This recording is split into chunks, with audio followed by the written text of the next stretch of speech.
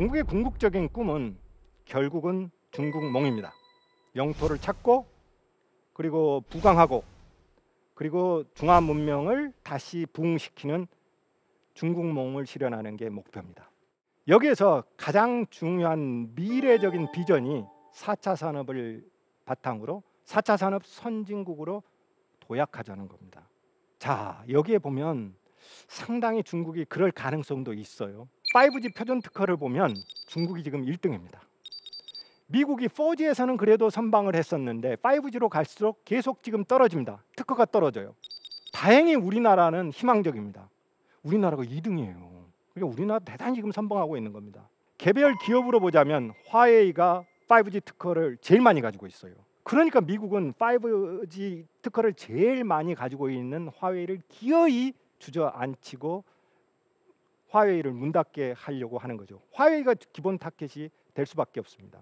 그리고 세계 주요한 저널, 과학기술 저널에 발표되는 논문을 보면 중국 학자들의 논문이 비약적으로 성장하고 있습니다. 1등은 물론 미국입니다. 그런데 2002년에는 중국이 순위에도 들어가지 못했어요. 그런데 2017년의 통계를 보면 중국이 2등인데 미국하고 격차가 거의 없습니다. 거의 다 따라잡았어요. 이게 이제 미래 4차 산업 선진국으로 도약하기 위한 굉장히 중요한 기반이 되는 거겠죠. 중국에서는 거지도 현금을 받지 않고 QR코드로 받습니다. 모든 것이 핸드폰에서 이루어집니다. 우리나라는 여전히 플라스틱 카드 비중이 굉장히 높아요. 물론 요즘도 뭐 이제 젊은 사람들의 경우에는 거의 플라스틱 카드 쓰지 않고 핸드폰으로 다 물건 거래를 합니다만은 여전히 그래도 높습니다. 근데 중국은요, 핸드폰으로 결제하는 비율, 모바일 결제의 비율이 우리하고 정반대입니다. 그러니까 4차 산업으로 일종의 그 지름길로 그냥 나가고 있는 거죠. 플라스틱 카드를 그냥 건너뛰는 겁니다. 안면 인식 굉장히 발달해 있습니다. 제가 상해 갔을 때 했던 경험인데요.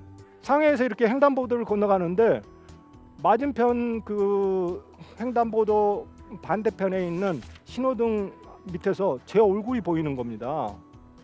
그 깜짝 놀랐어요. 뭐냐면 제가 건너갈 때 신호등 색깔이 바뀌어 버린 거예요. 그랬더니 이제 위반자하고 이렇게 제 얼굴이 뜬 거죠. 그런데 제가 중국에 입국할 때 저의 안면을 인식시켰거든요. 그러면 이제 데이터가 나옵니다. 아, 너 한국인 이호견 한번 위반했어. 이렇게 이제 증거가 남게 되는 거죠. 그러니까 범인을 색출하는데도 이 안면 인식을 써요. 무섭죠. 통제가 가능합니다. 근데 어쨌든 결제, 출입 이런 데 있어서 안면 인식이 빠르게 확대되고 있습니다. 이게 이제 4차 산업 선진국으로 가는 비결 중에 하나죠. 그리고 전기차, 여러분이 잘 아시겠지만 전기차도 중국이 선진국입니다. 이렇게 이제 중국이 4차 산업 시대를 선점하고 4차 산업을 가장 앞서서 이끌어가면서 중국이 세계의 패권 국가가 되겠다라고 생각을 합니다. 이런 측면에서 보자면 중국이 구상하고 있는, 중국이 꿈꾸고 있는 미래 그리고 현재를 보자면 중국의 생각을 우리가 너무 단순하게 보면 안 되겠다라는 생각을 하게 됩니다. 중국이 패권 국가가 되고 강국이 되고 중국이 세계 지배 질서에 도전하고 있습니다. 미국 패권에 도전하고 있습니다. 그런데 그 부상과 도전은 단순히 경제나 군사, 정치에만 한정되지 않습니다. 중국이 도전하고 있는 것은 단순히 미국의 패권 질서만이 아니라 근대 이후 세계의 패러다임, 여기에는 근대 이후의 가치관, 세계 질서, 그다음에 근대 문명, 이게 다 포함이 됩니다. 이것을 이제 중국 버전으로 바꾸겠다는 큰 꿈, 빅피처를 그리고 있는 겁니다. 무섭죠? 그러니까 우리가 중국의 꿈이 뭐 군사강국이 될 것이다, 경제 패권 국가가 될 것이다, 이런 차원에만 한정되지 않을 것이라는 차원에서 중국에 주목할 필요가 있습니다. 근대 이후에 세계사를 보면 패권이 뭐 고정돼 있지는 않았어요. 예를 들어서 네덜란드에서 뭐 영국으로, 그다음에 스페인, 포르투갈을 거쳐서 이제 미국으로 왔습니다. 그렇죠? 그러니까 세계 패권이라는 것은 늘 이렇게 바뀝니다. 그런데 세계 패권이 변화된 양상을 보게 되면은 대부분 서구 문명권 안에서 이루어졌습니다. 문명적으로 보자면 기독교 문명권 안에서 이루어졌습니다. 그런데 이제 완전히 다른 도전 국가가 나온 겁니다. 그게 바로 중국입니다. 그래서 많은 서구의 학자들, 특히 이제 미국의 학자들이 이거는 정말 미국이 직면한 새로운 도전이고 일찍이 없었던 위기이자 중대한 도전이라고 생각하는 것은 이런 이유 때문에 그렇습니다. 서구 문명권 밖에 있는 나라가 근대 이후에 서구 패권, 단순히 미국 패권에만 도전하는 게 아니라 서구 패권에 도전하는 것이죠. 그런 의미에서 보자면 이거는 문명사적인 갈등이고 문명사적인 패권 싸움이기도 합니다. 사실 이게 미국의 보수적인 학자도 이렇게 생각하지만 중국의 학자들도 이렇게 메시지를 던집니다. 중국이 이제 새로운 세계사를 열고 문명의 패러다임을 바꾸는 일이다.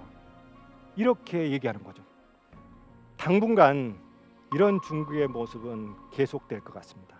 중국이 지금과 같은 모습으로 성장을 하면서 경제적으로, 군사적으로, 정치적으로 강국이 되면서 4차 산업 강국으로 성장해 갈 것입니다. 그럴 때 우리는 어떻게 해야 될까요? 우리는 미국과 중국 사이에 있습니다. 안보와 정치적으로는 미국 동맹에 속해 있고 경제적으로는 중국에 속해 있습니다. 굉장한 딜레마를 우리가 안고 있습니다. 그럴 때 우리가 중국을 보는 눈을 조금 달리할 필요도 있습니다. 대부분 우리나라 사람들도 그렇고 서구 사람들도 중국이 민주주의 국가가 아니고 치명적인 약점을 지니고 있기 때문에 중국은 절대 성장을 지속할 수 없고 4차 산업 선진국도 될 수 없다. 이렇게 얘기를 합니다. 붕괴될 것이다. 이렇게 얘기를 합니다. 그런데 제가 보기에는 당분간 중국은 붕괴되지 않습니다. 중국 정부가 중국인들을 부유하게 만들어주고 있습니다. 중국인들은 자기 나라 정부, 중국 공산당에 대해서 절대적인 신뢰를 보내고 있습니다. 이러면 망하겠어요? 안 망합니다. 그랬을 때 우리가 중국을 보는 눈, 중국에 대한 질문을 좀 더 다른 차원에서 던질 필요가 있습니다. 중국이 서구처럼 또는 우리나라처럼 민주국가가 아니고 인권에도 문제가 있어요. 그런데도 불구하고 중국은 앞으로도 계속 성장해 나갈 것이고 4차 산업 선진국이 될 수도 있다. 그렇다면 이것을 전제로 우리는 어떻게 할 것일까?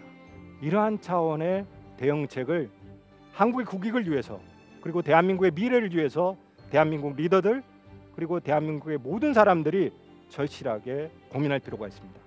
그러니까 우리가 중국을 보는 시각, 중국에 대한 질문을 바꿀 필요가 있다는 겁니다.